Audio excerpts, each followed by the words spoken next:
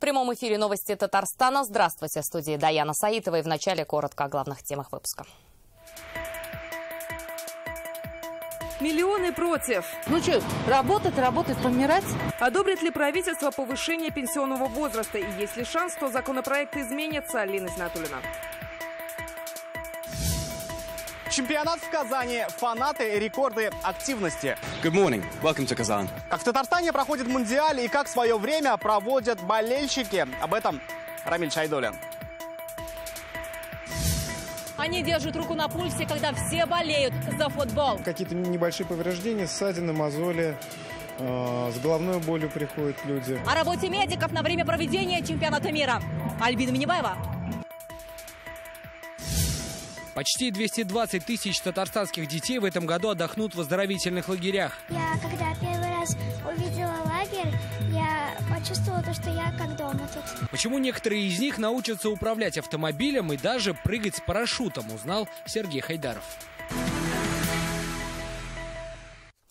150 тысяч болельщиков за 4 дня чемпионата. Казань подводит первые итоги Мундиаля. В отелях уже почти нет свободных мест, а фанаты только прибывают. Интерес к чемпионату растет. Опрос Всероссийского центра изучения общественного мнения показал, что после победы российской сборной над Саудовской Аравией 64% россиян намерены смотреть все матчи. Какие личные рекорды бьет Казань, узнал Рамиль Шайдуллин. Good morning. Welcome to Kazan. Волонтеры встречают болельщиков на двух языках – английском и русском. Их задача – помочь фанатам максимально быстро освоиться в городе, найти кафе, магазины, парки. Специально ради этого Адель Алиакберов прилетел из Лондона. Поэтому, знаете, западный менталитет для меня очень знаком. Но при этом, будучи казанцем, мне всегда очень легко находить общий язык именно и с нашими согражданами, и с гостями из других стран. В дни чемпионата в столице работают тысячи волонтеров. Их можно встретить на улицах города. Самые популярные места болельщиков днем – Кремлевская набережная, улица Баумана, парк имени Горького. Вечером – фестиваль болельщиков. Еще вчера с главной казанской площадки фан-феста доносились крики «Гол». Сегодня здесь готовятся уже к новому дню. За 4 дня фестиваль болельщиков посетило 150 тысяч человек. Остается догадываться, сколько их будет сегодня. Мы заселились в хостел, но пойдем туда только в 2 часа. На фэн-фест сегодня собираются Майя и Сидерик, болельщики из Франции. После фестивалей в других городах считают, что вечером однозначно только сюда. Это веселье, это игры. Если ты хочешь хорошенько развлечься, тебе сюда, на фестиваль. Сегодня я хочу посетить этот фан-фест, потому что в каждом городе, где я был, в Москве, в Санкт-Петербурге, я смотрю игры именно на фан-фесте. Сегодня ночью здесь будет определенно круто. Чемпионат набирает обороты, и увидеть всю Казань фанаты успеют только к разгару Мундиаля. Их ждет новая набережная Кабана и променад на Фестивальной площади. Добавят красок 7 миллионов цветов, что высажены на улицах столицы. Это вдвое больше, чем на универсиаду. Чемпионат, к сожалению, очень скоро пройдет. Этот праздник, дай бог, останется золотой страницей в истории нашего города, нашей республики, нашей страны. А вот тот уровень, который мы достигнем, очень хочется, чтобы служил долгие годы и рос. В отелях уже почти нет свободных мест. Парки, кафе и культурные площадки готовы принять всех болельщиков. Впереди еще почти месяц чемпионата. Казань примет еще 5 матчей. Рамиль Шайдуллин, Марат Зайдуллин, Игорь Романов, ТНВ, Казань.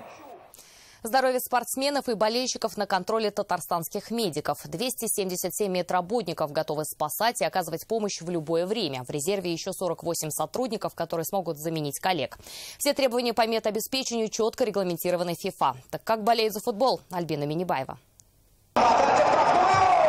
Первый матч чемпионата в Казани – испытание не только для спортсменов, но и для казанских медиков. День прошел в пользу врачей, без серьезных происшествий. На время чемпионата языковой барьер помогают преодолевать волонтеры и диспетчерская 112. Передается мобильный телефон обратившемуся, он наговаривает, и, соответственно, диспетчер переводит медицинскому работнику, что за случай, и мы принимаем решение, куда этого иностранца дальше направлять.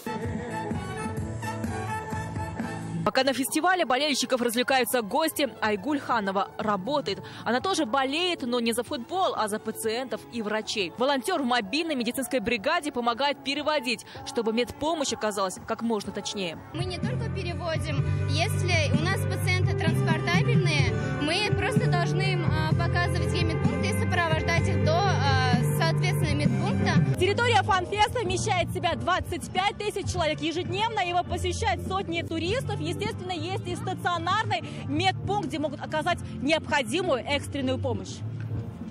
Все необходимо для реанимационной экстренной неотложной помощи.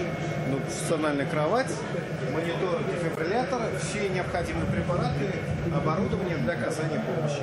А в другой палате у нас развернуты койки, коек, да, тоже для оказания неотложной помощи. Все четко регламентировано от количества и наименований медпрепаратов до оборудования. И это главное отличие требований ФИФА к оказанию медпомощи. Вплоть до того, какое количество каких препаратов и каких наименований и инструментов и медицинского оборудования должно быть в тех или иных подразделениях. Всего запланировано единовременное участие 26 бригад скорой помощи, а также 12 медпунктов. Они есть и на фан-фесте, и на стадионе «Казань-Арена». Оказывать помощь готовы и 25 мобильных бригад. Альбина Минибаева, Амир Залюшев, Данил Филатов, ТНБ, Казань.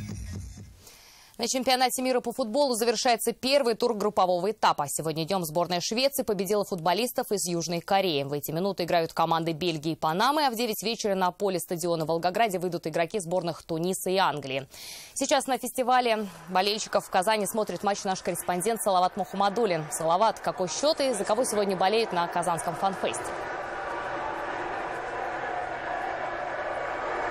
Добрый вечер, Даяна. Счет матча 3-0. Впереди фавориты, бельгийцы. Несмотря на то, что игра проходит в Сочи, здесь, в Казани, как вы видите, за мной тысячи человек. Многие из них смотрят игру сидя. Видимо, экономят силы для трансляции матча Англия-Тунис.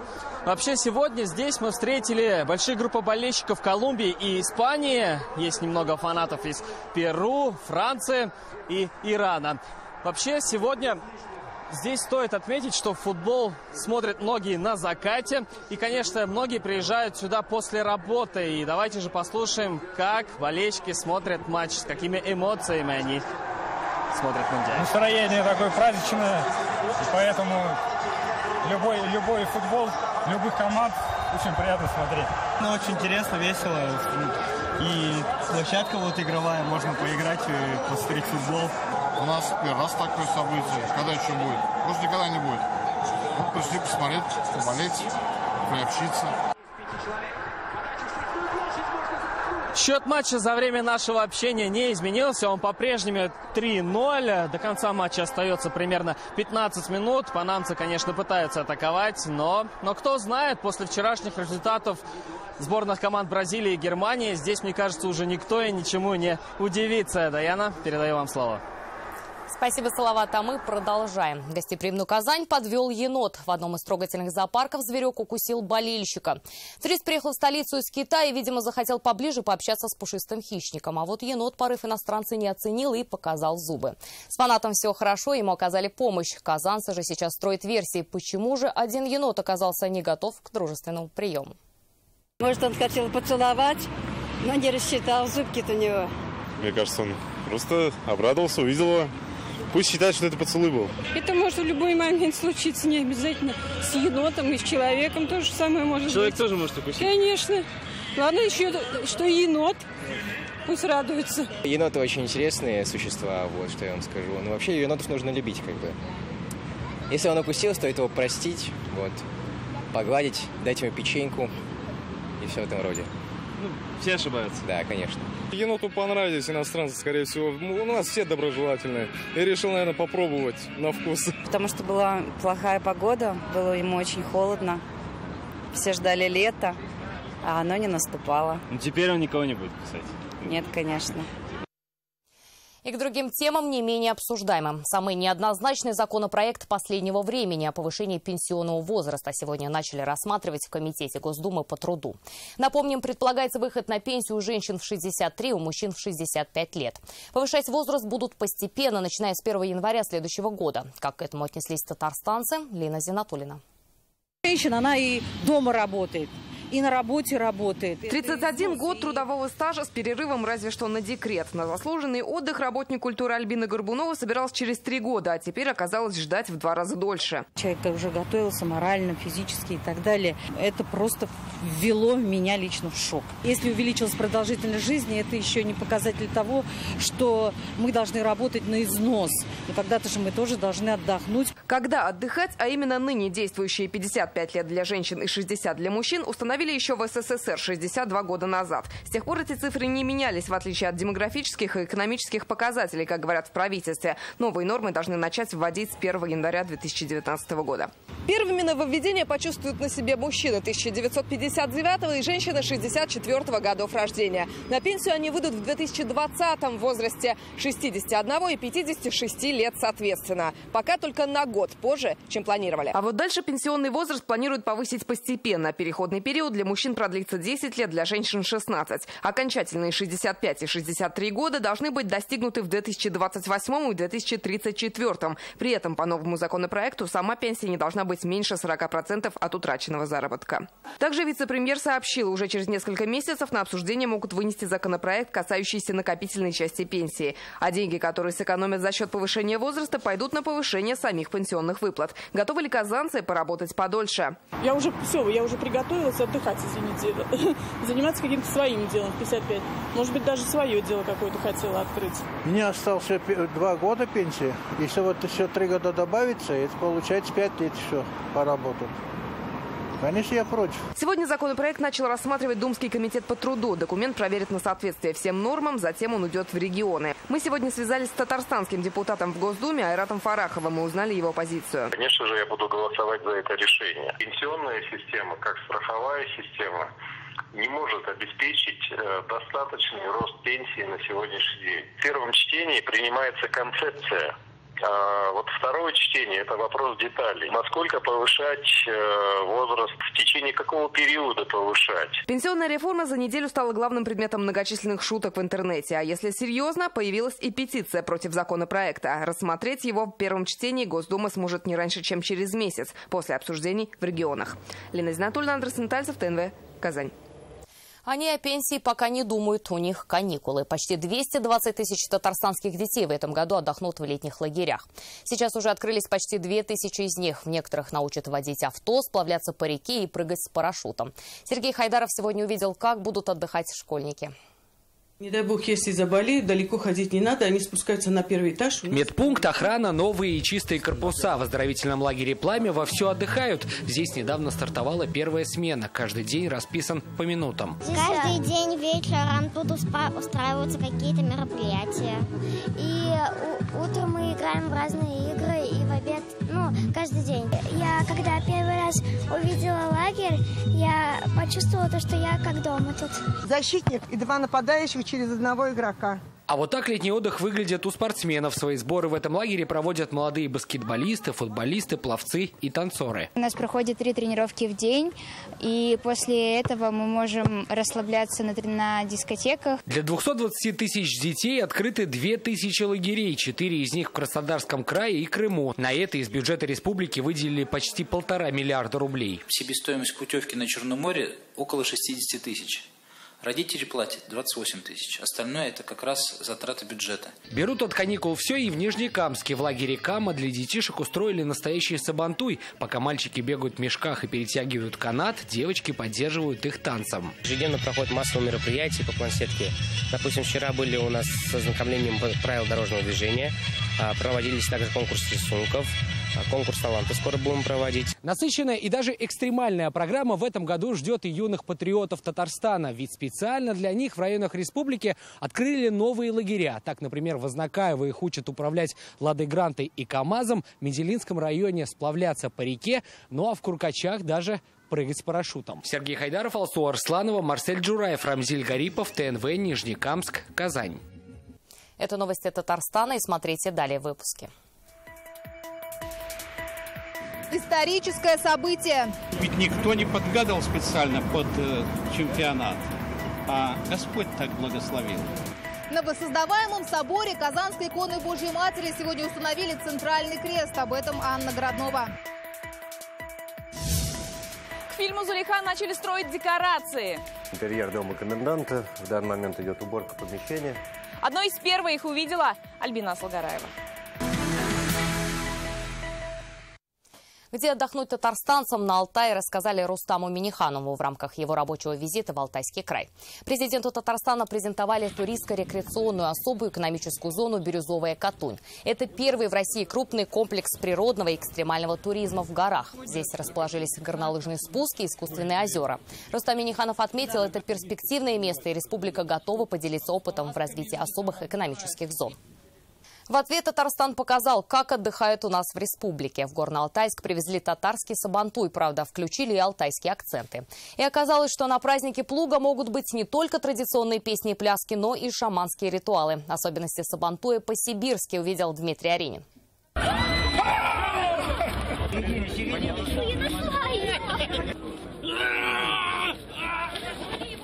Традиционные забавы сабантуй не чужды и там, в краю далеком, на Алтае. Это место считается прародиной тюркских народов. Приехавший в гости Рустам Минниханов привез главный приз батырам и поздравил всех гостей праздника. Это для тюрков особая земля, здесь наши корни. И нам особо приятно здесь находиться. Всех вас поздравляю с праздником и до новых встреч! Для гостей Сабантуи свои двери распахнули подворья разных народов. Тут и развлечения, сувенирные произведения и даже шаманские ритуалы. Колорит Татарстана представила подворье из Заинского района. Гостей развлекали песнями, угощали чак-чаком и татарскими блинами.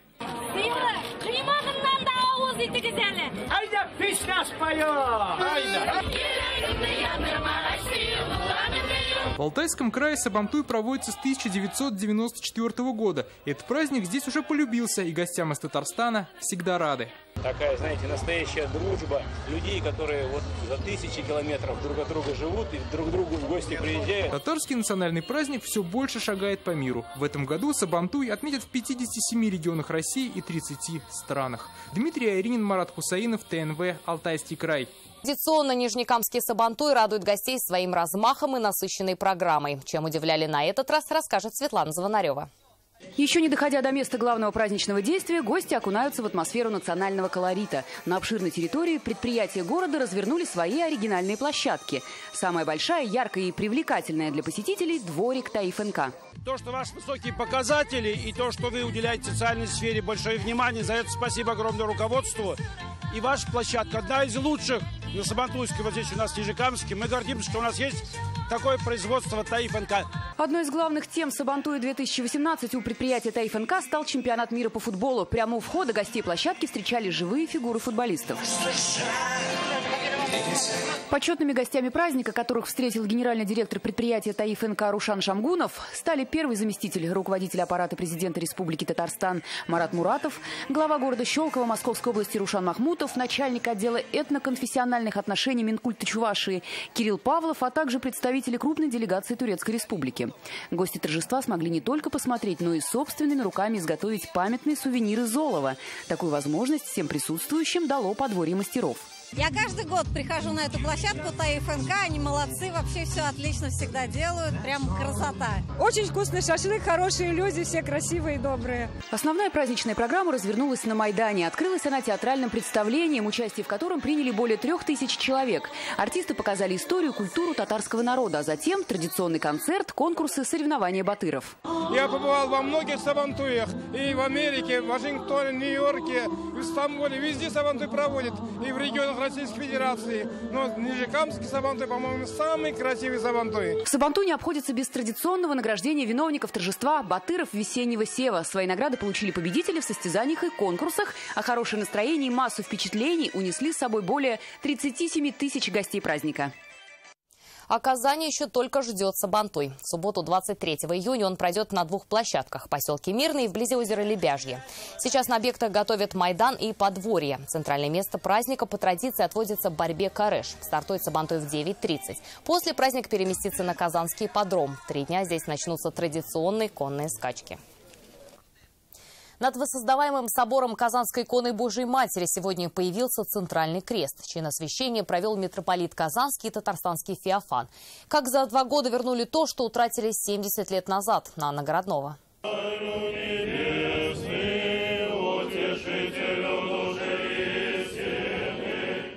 Чин освящения крестов начинается со всеобщей молитвы. У Крестовоздвиженского храма напротив собора сотни верующих. Многие приехали специально, чтобы стать свидетелями исторического события. Мы приехали из Набережных Челнов. Специально. Для меня это вот как вот праздник. Мы из Воронежа. Понравился, очень красивый город и как бы, ну, такой, скажем так, православный. Очень радует то, что как бы православие здесь соседствует. Благословляются, освящаются кресты. 5 крестов освящает митрополит Казанский и татарстанский Феофан. Самый большой из них поднимают на собор с помощью крана. Мы показываем всему миру, как мы живем. Ведь нередко встают вопросы, как мир и согласие.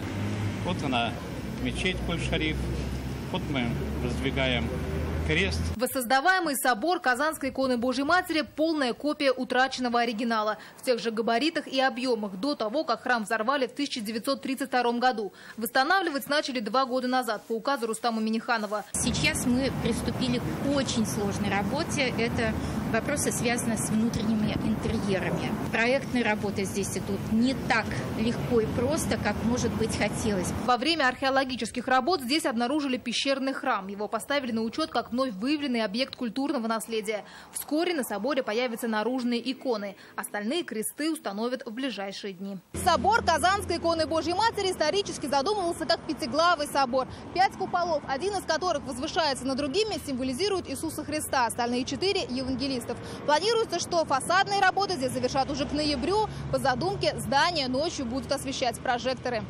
Анна Городнова, Данил Филатов, ТНВ, Казань. Таежный городок в татарстанских декорациях. Кама будет ангарой, а исторический поселок Семрук построят с нуля.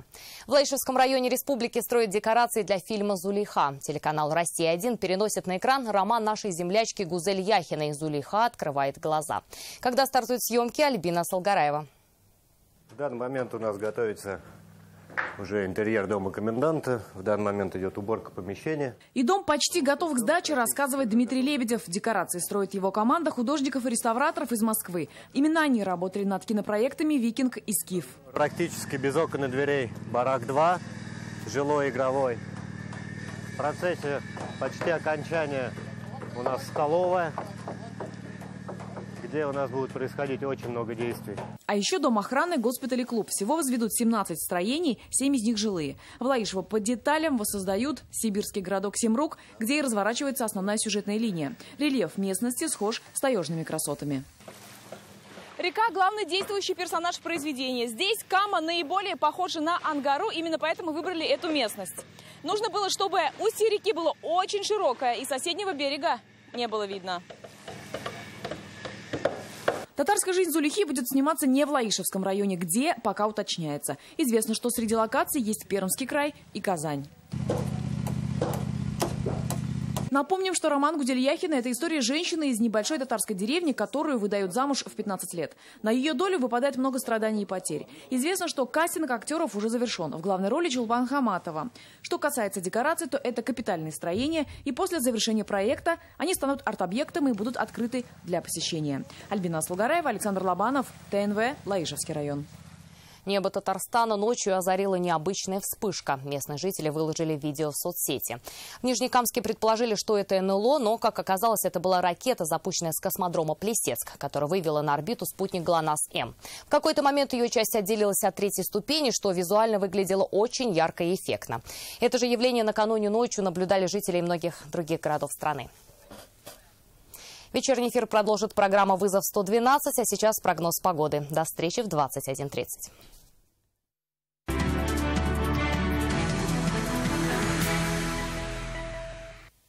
Добрый вечер. Новости спорта на ТНВ, в студии Алмаз Гафиятов. Сборная России по футболу продолжает подготовку к завтрашнему поединку с Египтом. Команда Станислава Черчесова проводит тренировки в Новогорске. Сейчас для игроков сложно не столько готовиться к Египту, сколько забыть крупную победу в первом матче открытия. Напомним, что наша сборная выиграла у Саудовской Аравии со счетом 5-0 и лидирует в своей группе. На второй строчке Уругвай. Россиянам будет противостоять озлобленная команда Египта. У этой сборной восстановился основной лидер Мохаммед Салах. Выйдет ли он на старте, пока сказать сложно. Но то, что игра будет непростой, это однозначно. Завтра поединок начнется в Санкт-Петербурге в 9 вечера. Конечно, мы сейчас восстанавливаемся только после первой игры. Я думаю, работа была очень хорошая и надо двигаться дальше. Чувствуем себя хорошо. Так что, дай бог, подойдем в лучших кондициях для следующего матча. Все золото чемпионата мира по борьбе крэш завоевала сборная России. Турнир прошел в селе Мингер Сабинского района Татарстана на открытой площадке в рамках районного праздника Сабантуй. В международном турнире приняли участие более 200 борцов из 42 стран мира. В рамках соревнований были разыграны 7 комплектов наград в 7 весовых категориях. Общий призовой фонд турнира составил $50 тысяч. В числе лидеров чемпионата мира считались борцы России, Болгарии, Румынии и Казахстана. Все 7 россиян успешно прошли этап отборочных поединков, вышли в финал и завоевали звание чемпионов мира по борьбе крэш. Хорошая организация, судейство объективное, уровень спортсменов тоже очень хороший. В разгаре не только чемпионат мира по футболу, но и спортивный календарь татарстанской серии «Тимирман». Переняв эстафету от казанского марафона, в это воскресенье Зеленодольск стал ареной проведения третьего бегового старта сезона. Полумарафон «Кросс» состоялся на базе спорткомплекса «Маяк». В 37 километров от Казани. В соревнованиях приняли участие более 1500 спортсменов. Победил в абсолютном зачете Алексей Александров. В женском рейтинге также первенствовала Чувашская школа бега. Алина Прокопьева завершила свой полумарафон первой. Следующий беговой старт пройдет 14 июля в Казани, а 1 июля среди летних турниров продолжится Камский марафон, местом проведения которого станут набережные Челны. И это все новости спорта к данной минуте. Будьте здоровы и занимайтесь спортом. До свидания.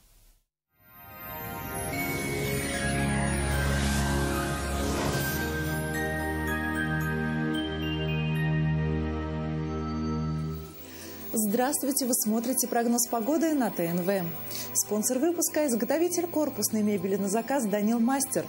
Вам нужен шкаф-купе? Качественный, недорогой, по вашим размерам. «Данил Мастер» исполнит ваше желание. Успейте заказать в июне со скидкой 20%. «Данил Мастер», Казань, Восстание 23, телефон 2167-166. Ну что ж, а теперь о погоде. В Татарстан пришло долгожданное лето. В предстоящие сутки в республике будет малооблачно и довольно тепло. По данным сервиса Яндекс.Погода, на юго-востоке республики облачно, но без осадков, до плюс 26.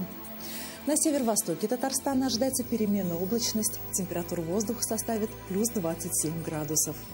На севере республики ожидается облачная погода. Там температура воздуха составит плюс 27 градусов. На северо-западе облачно с прояснениями плюс 26. На юго-западе республики переменная облачность до плюс 27. В центре республики будет облачно и до 26 градусов выше 0. В последующие сутки в республике ожидаются дожди. Спонсор выпуска – клиника «Фарм-Т». Лечение аденомы и простатита по европейским стандартам без боли, операции на израильском аппарате «Термекс». Телефон в Казани 292 66 77. Клиника «Фарм-Т». Радиоволновое лечение аденомы и простатита на израильском аппарате «Термекс». Без боли, без операции. 292 66 77. В России привыкли, что настоящее лечение возможно только за пределами нашей страны. Специалисты «Доктор Рос» с этим не согласны. Сейчас самые сложные заболевания можно лечить и на родине. За время работы наших центров более 10 тысяч человек избавилось от операции. Более 20 тысяч человек мы избавили от боли. Приходите к нам. Убедитесь, что вернуться к полноценной жизни – это просто. В Казани открылся Центр лечения заболеваний позвоночника и суставов клиника «Доктор Ос» на Ямашева, 11. Не терпите боль. Вернуться к полноценной жизни – это просто. В Казани в предстоящие сутки будет облачно, возможен дождь. Температура воздуха составит плюс 27 градусов. Ветер северо-западный слабый. Атмосферное давление составит 752 миллиметра ртутного столба. Влажность воздуха 50%. Магнитное поле Земли спокойное. Цветоводы Казани приглашают всех на ярмарку цветов во Дворец химиков 19 и 20 июня. Приобрести посадочный материал и получить консультации специалистов вы сможете с 10 до 18 часов.